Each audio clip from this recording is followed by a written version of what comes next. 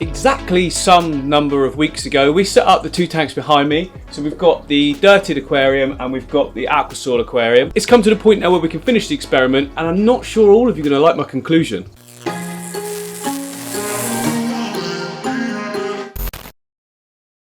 First and foremost, I just want to say that both tanks have worked really well. Remember, we did have that little problem with one of the pieces of wood in here causing masses of organics. It was causing algae issues in the aquasoil tank, which wasn't representative of the aquasoil at all. So just want to say that. I think that's relevant because it didn't look great in the previous video. But now, as you can see, it's looking really good. In fact, it's probably on a level pegging par. Level pegging par, I don't know if that's a thing, but you know what I mean. It's about even with the dirted tank in terms of plant growth, plant health, all that sort of thing. So if we just look at the two next to each other, they look pretty good, don't they? There's no denying that this is more vivid and more green on this side, on the dirted tank, but that's because this limnophila is obviously a larger, greener section versus the rotala section over here, which has got less in it. But overall, look, both doing very well. I still would say that the dirted tank is ahead, but again, it has had better environment to start with because of that wood. I mean, they both had wood in them, but one went weird, one didn't. But this wood now here is much more similar, I think, to this stuff, and we've not got the same issue that we had before with algae on it and algae all over the glass and all that. As you can see down the bottom, look, all of the glossostigma is carpeting. You can see all those roots actually forming into the aquasoil. And on the dirty tank as well, the same thing's happening, but I think it's looking even better on this side. Come on, I mean, I really like this tank.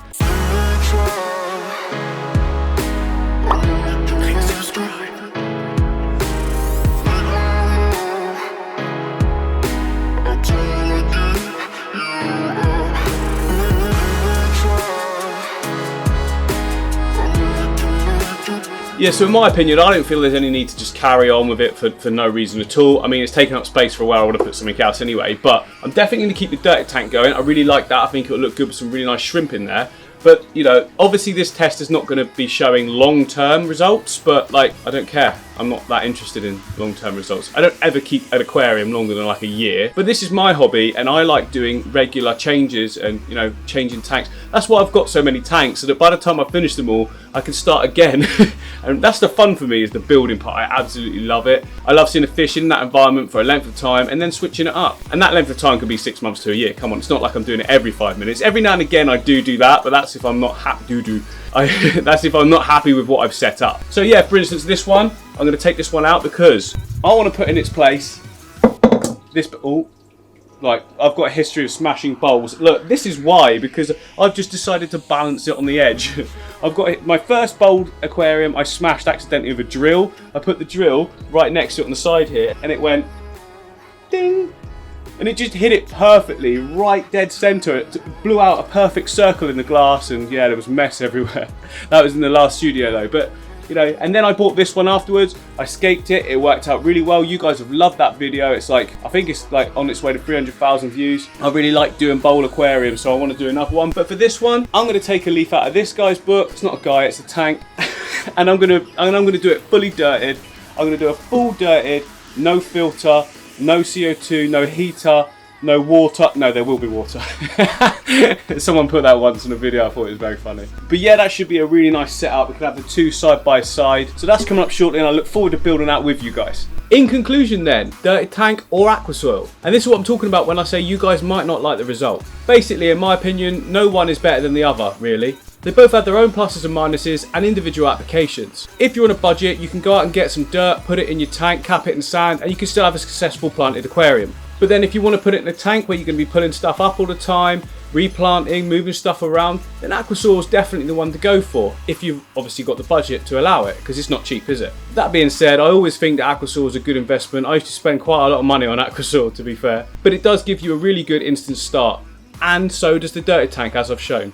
But to be honest, some people like the dark look of the aquasoil. Well, you can still get that with the dirted aquarium. Just cap it in black sand. Job done. Once the plants are in it, you won't even know anyway. So yeah, if you're debating which one to get, just get whichever one you want. Both will work, basically. Just know that if you do go for a dirted substrate, you can't really move everything around, and it might not be suited to certain fish like 𝐃𝐎𝐍'𝐿𝐴s, which just destroy any sort of decorative front that you've done or whatever. Overall though, dirt is great, aquasoil is great. We're all great. Great. So interestingly, it now appears that Pancho is fully aware of his neighbours. I just walked in and saw him just sort of swimming at them. I'm pretty sure he can see through. There's no other real reason for him to be there. I saw him there earlier trying to get across as well. Unless there's still one shrimp back there somewhere, but it doesn't appear to... Hello, guys. Look at how good Ember looks. So Ember did, when I got him, have like a bit rugged that's the wrong word, ragged fins, but look, they're really healing up now and looking perfect. On top, the dorsal fin, look, right in the center, there's like a little, there you go. That was way worse, but it's all healing up nicely, which means that, well, it just means it's healing, doesn't it? Oh, what are you doing? I didn't know that was there. Get back down there. I'll sort that out in a minute. In the last video, we added the vampire shrimp to the tank you can see behind me, the river tank. You will be pleased to know the vampire shrimp, which I'm still not sure on the name because I've only just released the video, like literally an hour ago, so I don't even know what we're going to call it yet. It's still in exactly the same place that I left it in. But I found out something. I found out the reason why, or why I think it's gone into hiding. So originally I came in, I looked down, I saw this. Can you see that? So I thought, oh no, he's died. And then I thought, you idiot, you've seen this before.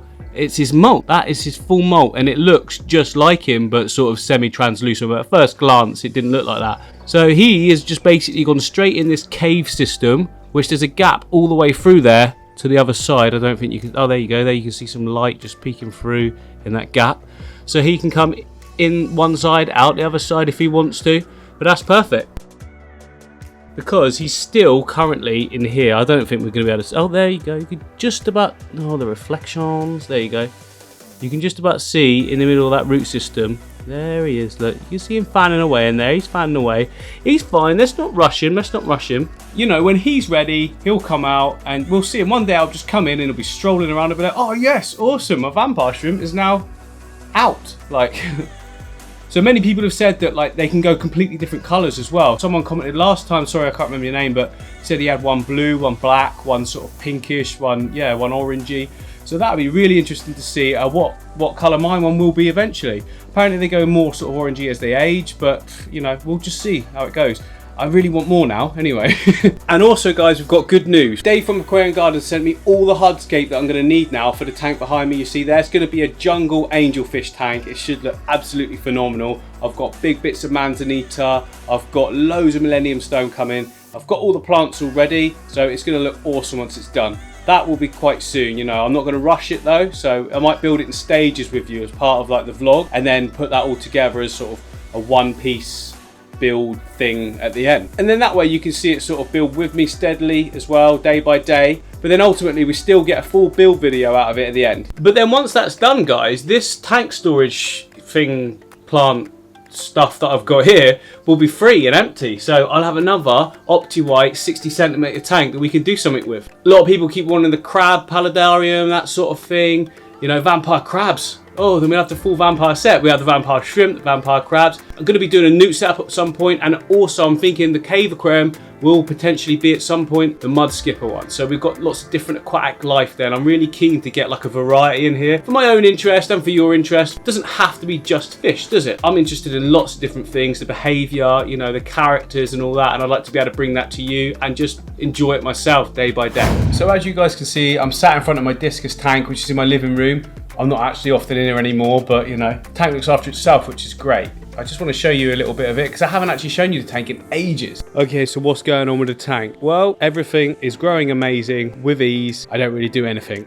The only thing that has happened, a couple of sprigs of duckweed have now turned into a full carpet. Look at this from the top. Watch this. That was just a couple of little bits that got in there, but you know, I don't actually do anything in the tank, so probably going to clean that out in a second and then we can like have a proper look at it. The problem is, you see that duckweed is actually making the tank look kind of yellowy, not greeny. It's like as the white light comes through it, it yellows it. So right, give me 2 seconds, let me get rid of that duckweed.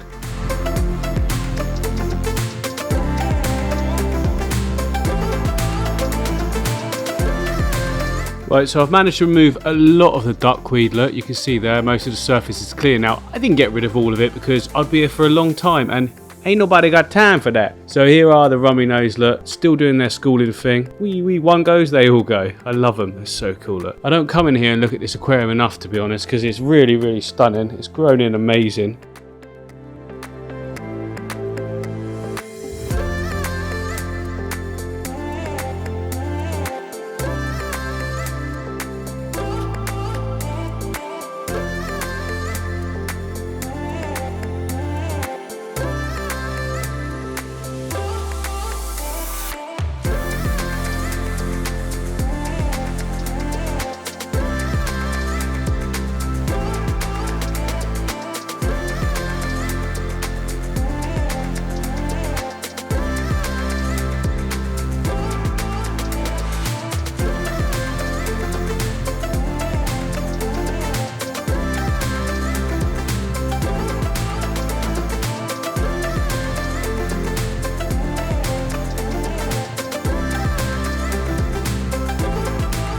Like, it's, to be honest, it grows too fast. I started using CO2 in this. I used the, I'm sorry, I'm crawling around on my knees, so it's a bit fumpy.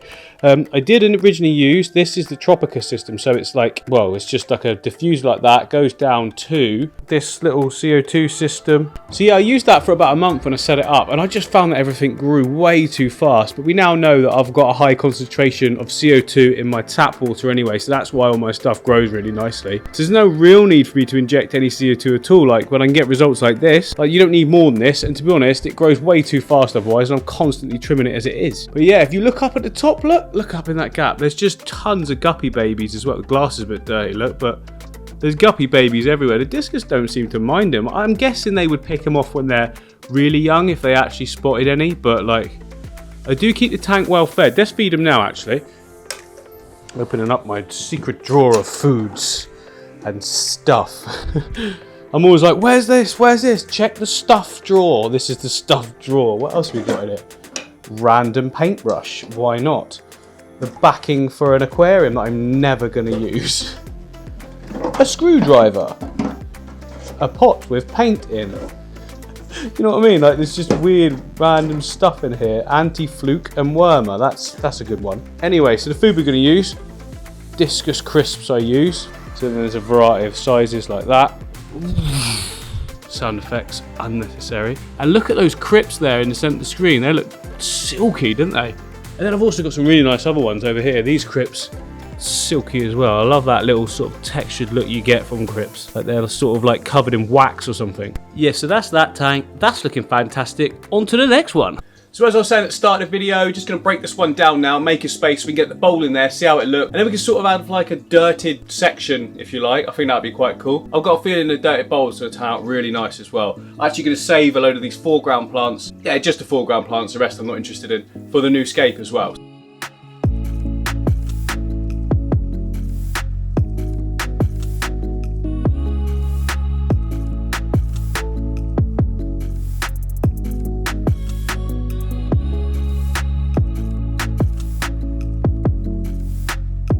Yeah, so I think those two look really good next to each other. This will be interesting to see how this progresses, and then at some point I've got planned possibly doing an even bigger dirted tank. I've not actually done that before. Have I done that before? No, I haven't done that before, so that'll be quite cool. Listen to me, I've not even finished the bowl yet, and I'm already planning the next build, for goodness sake. Coming up in the next video, we've got, see this empty tank here? Well, this is going to be the new one. It's going to be like a really cool natural aquatorium using natural resources, apart from like plants, because like I don't want to go around stealing plants.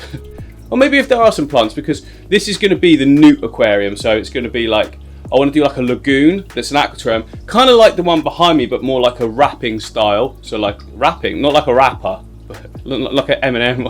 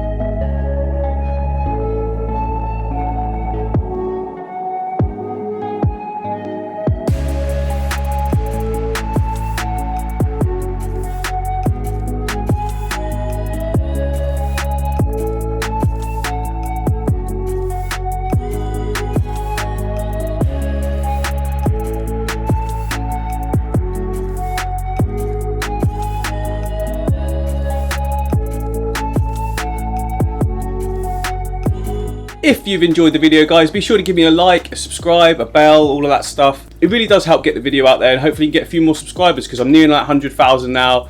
Won't be long, hopefully. Anyway, got to keep making good videos, of course. So yeah, help me out if you can. So make sure you're subscribed, and I'll see you on the next one.